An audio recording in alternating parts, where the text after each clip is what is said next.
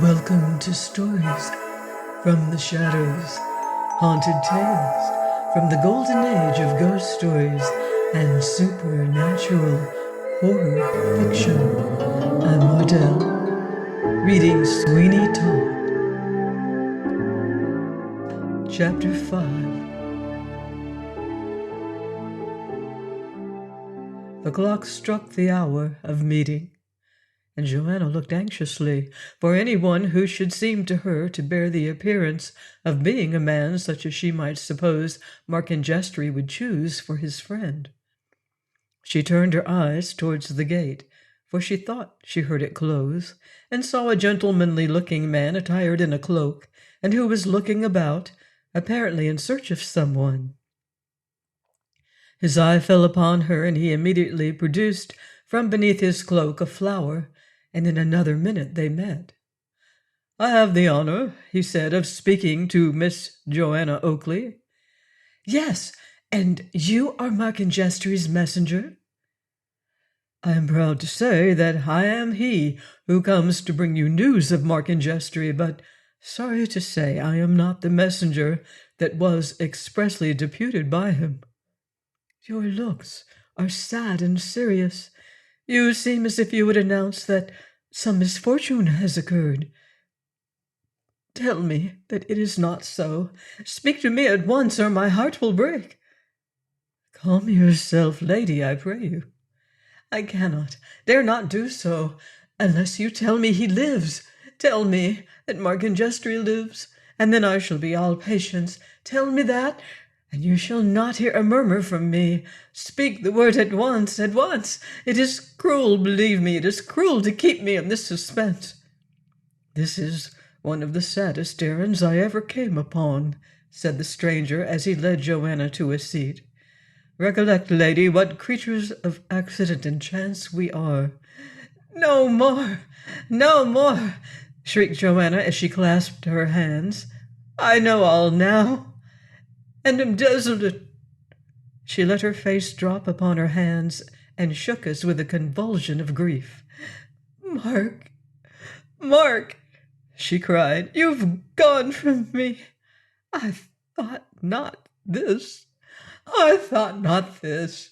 Oh, heaven, why have I lived so long as to have the capacity to listen to such fearful tidings? Lost, lost, all lost. God of heaven, what a wilderness the world is to me now." "Let me pray you, lady, to subdue this passion of grief, and listen truly to what I shall unfold to you. There is much to hear and much to speculate upon, and if from all that I have learnt I dare not tell you that Markin Jeffery lives, I likewise shrink from telling you he is no more.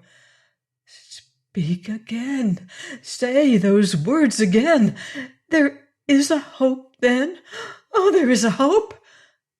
"There is a hope, and better it is that your mind should receive the first shock of the probability of the death of him whom you have so anxiously expected, and then afterwards, from what I shall relate to you, gather hope that it may not be so, then that from the first you should expect too much, and then have those expectations rudely destroyed." They both sat upon the garden seat, and while Joanna fixed her eyes upon her companion's face, expressive as it was of the most generous emotions and noble feelings, he commenced relating to her the incidents which never left her memory, and in which she took so deep an interest. "You must know," he said, "that what it was which so much inflamed the imagination of Markin Jeffery consisted in this.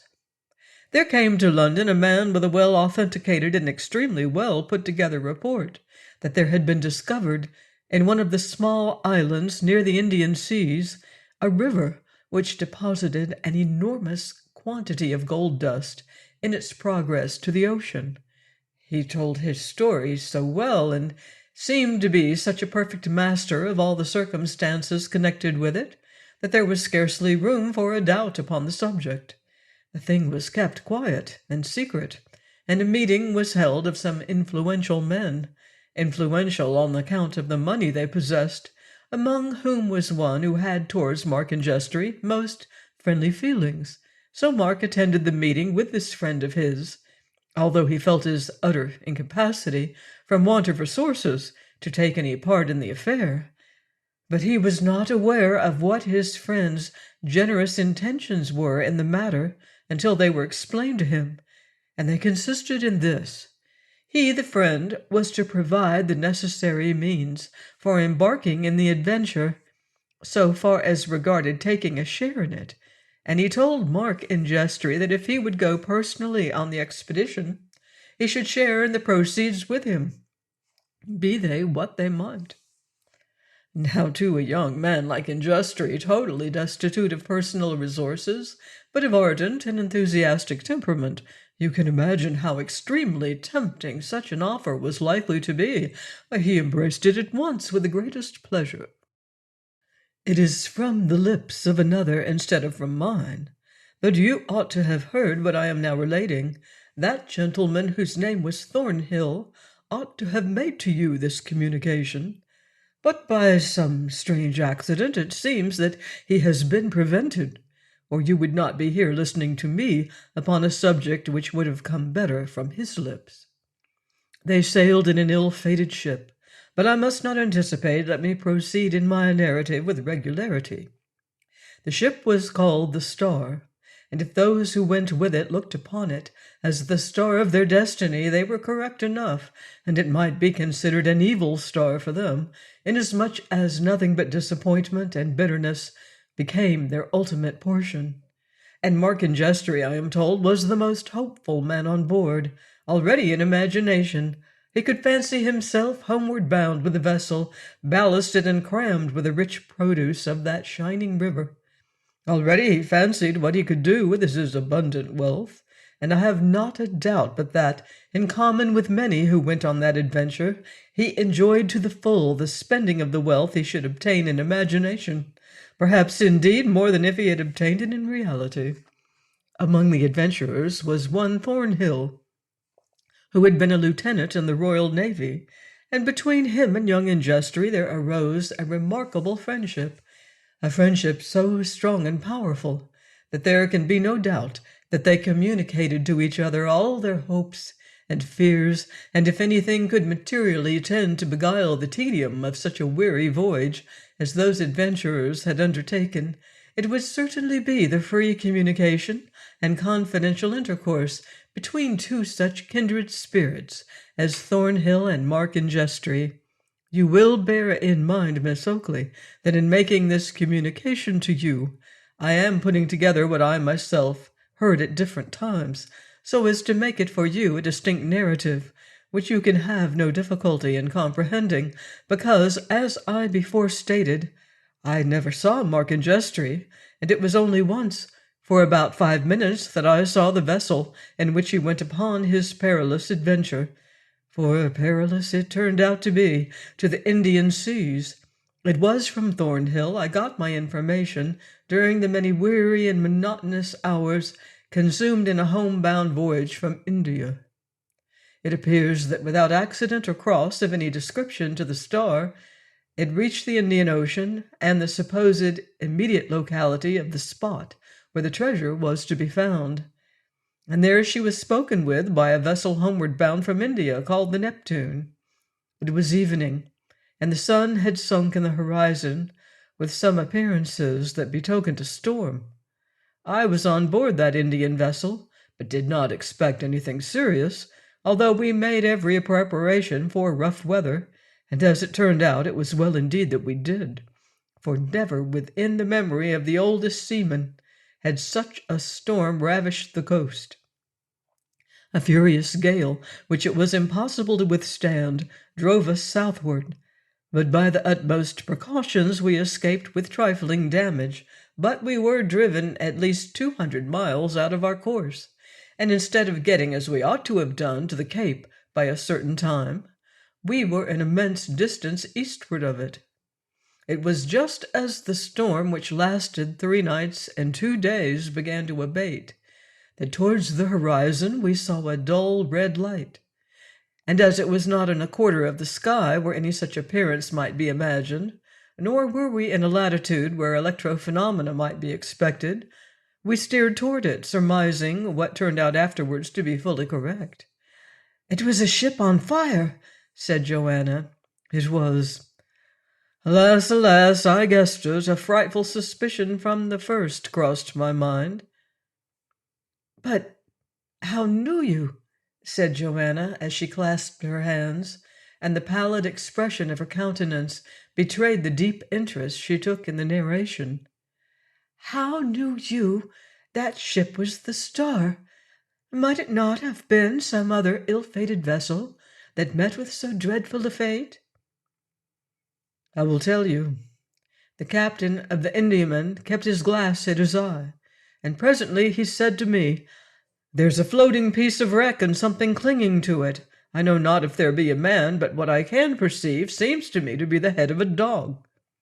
I looked through the glass myself, and saw the same object, but as we neared it, we found it was a large piece of the wreck, with a dog and a man supported by it, who were clinging with all the energy of desperation.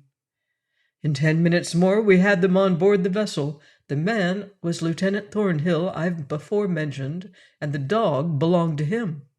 He related to us that the ship we had seen burning was the Star, and that it had never reached its destination, and that he believed all had perished but himself and the dog, for although one of the boats had been launched, so desperate a rush was made into it by the crew that it had swamped, and all perished.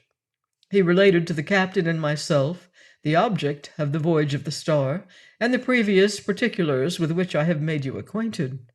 And then during the night watch he said to me, 'I have a very sad mission to perform when I get to London.' On board our vessel was a young man named Mark Ingestry, and some short time before the vessel in which we went down he begged of me to call upon a young lady named Joanna Oakley, the daughter of a spectacle maker in London, providing I should be saved, and he perish. And of the latter event he felt so strong a presentiment that he gave me a string of pearls, which I was to present to her in his name. But where he got them I have not the least idea, for they are of immense value. Mr. Thornhill showed me the pearls, which were of different sizes, roughly strung together, but of great value. And when we reached the river Thames, which was only 3 days since, he left us with his dog, carrying his string of pearls with him, to find out where you reside." "Alas, he never came." "No, from all inquiries we could make, he disappeared somewhere about Fleet Street. We traced him from Temple Stairs to a barber there named Sweeney Todd, but beyond there no information can be obtained." "Gracious heaven!" "What makes the affair more extraordinary is that nothing will induce Thornhill's dog to leave the place." "Kind sir, I thank you. I will go home and pray for strength to maintain my heart against this sad affliction." Joanna felt grateful for the support of the colonel's arm towards her own home, and as they passed the barber's shop, they were surprised to see that the dog and the hat were gone. Please join me next time for the further adventures of Sweeney Todd, here on Stories from the Shadows. In the meantime, I wouldn't blame you if you leave the lights on.